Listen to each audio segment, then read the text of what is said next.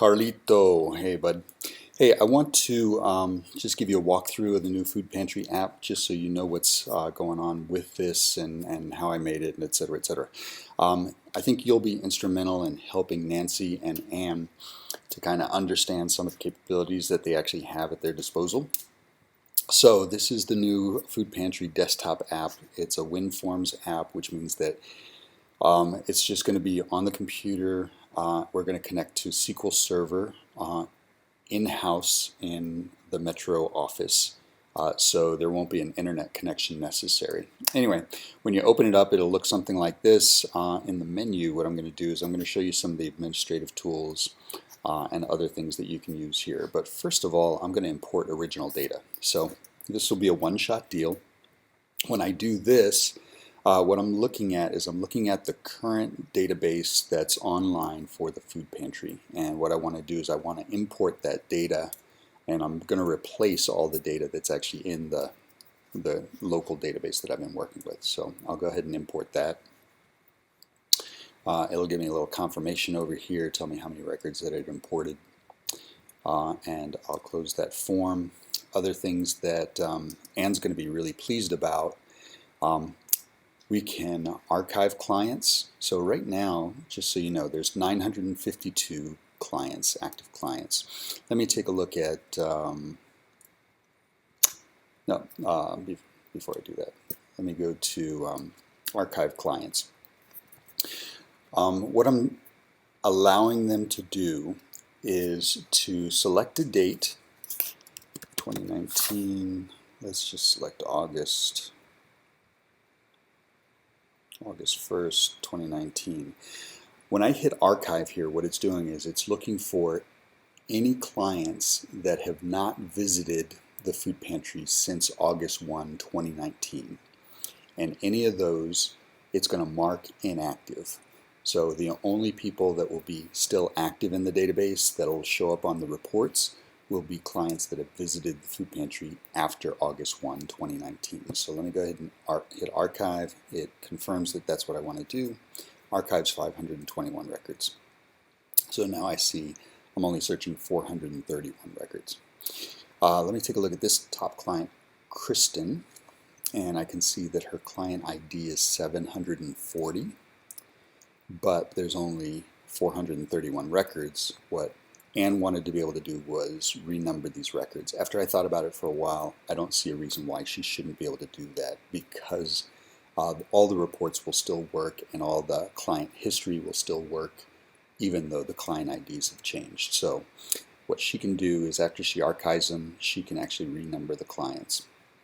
And it'll renumber all the clients starting with number 1.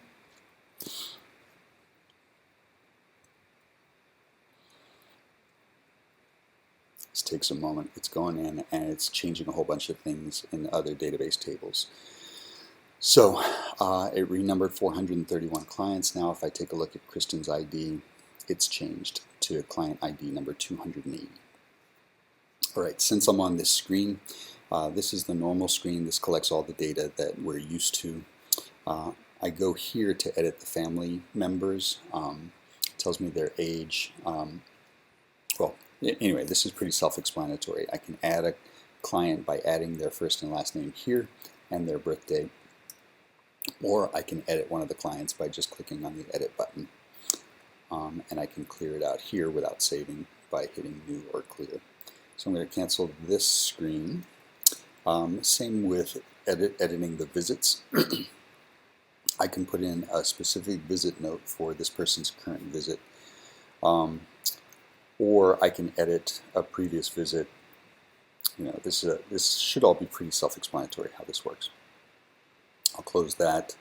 I can just make changes to this client's information and save the record, or I can save and add a visit at the same time. So I see that this one shows up highlighted. The last visit was March 1, which is the day that I'm recording this, and I just added a visit on March 1. So clearly I can go in here, I can edit the visit, I can delete the one that I just entered, and it's gone. Similarly, if all I want to do is log a visit and I don't need to edit their information, I can just hit log visit. visit. So that makes it easy. What else? Under admin, so we talked about importing original data. The connection string here, people shouldn't need to be able to touch. I might put a password on here so that only administrators can touch it. But this is our local database copy, and I can change this so when we put this on the food pantry computer, I can go in, edit the connection string, and it can point at the database that Joe has in the office. So that's these guys. We talked about importing data, connection string, renumbering clients, archiving clients, add to lists. So there's only a couple of lists that we use that you want to add to. So if here's the entries that we have for race. I don't want people to edit these.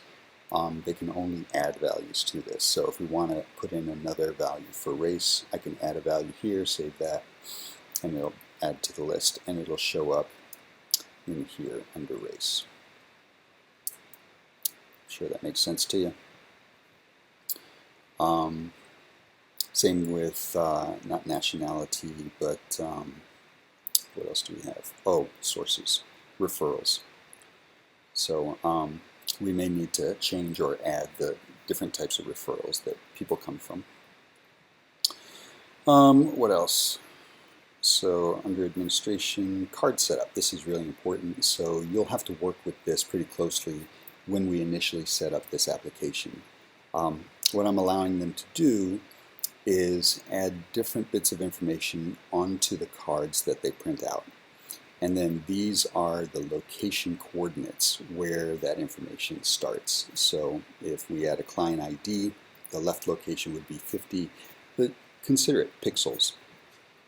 And then 133 for the top location. So it's the top left corner of any bit of information that we're showing on the card. And the top location is the top from the bottom of the card. So 0 is the bottom of the card. 133 would probably be, I don't know, right up in here somewhere. Anyway, I can set up the width and height of the card, and I can print off a sample card. This is what it'll look like. This is a PDF viewer. We change this to 100%. So this is a sample card. You can print this off and make sure that all these values line up on the card where you want them. And then once you hit save, that's how all the client cards are going to print out.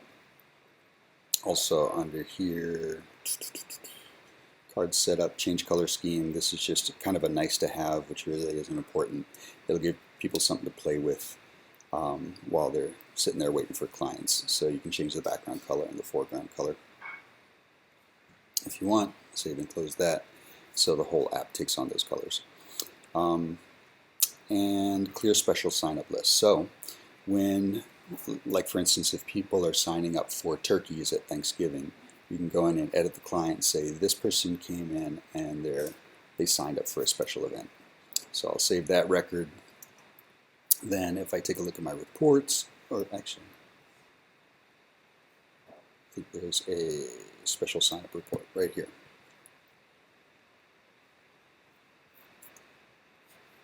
So this will allow me to see all the clients that have signed up on that special sign-up. If I clear the special sign-up list,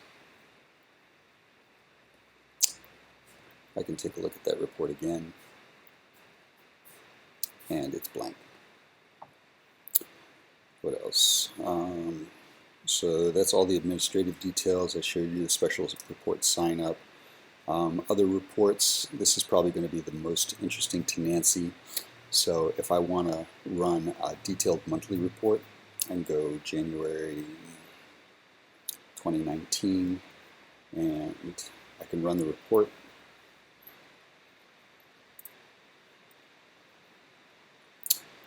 And this just shows me clients and what dates they visited in January. Sometimes a client will have visited twice, maybe at the beginning and the end of the month. And then there's a roll-up. You can see down here that there's totals at the bottom. This shows how many clients visited that month. I can also change this a little bit, show the client IDs and show the row numbers. And I can also email the report to myself. So this adds a row number and it adds a client ID column. Because I now give them the ability to renumber the client IDs, we may not need that row number, but sometimes one of the things they like is they like seeing this number at a glance. And so that was their big argument about wanting client IDs to change. That's a whole long story, won't get into it. But anyway, from here, you can actually filter this information in Excel if you want. So that's one of the things they should be happy about. Also here, there's various reports. I can let you take a look at them at some point in time. If I click email report, then just ask for my email address. It'll take the report and send it to me in an email. That's not good.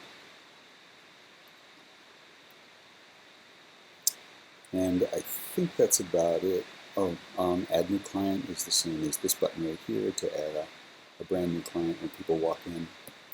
And about, so this just says a little bit about the Pantry application. This one is if somebody wants to send a note to me about the application, complain about something, whatever, they have a way of getting a hold of me there. That's it. Let me know if there's any questions. Yeah, that's it. Thanks.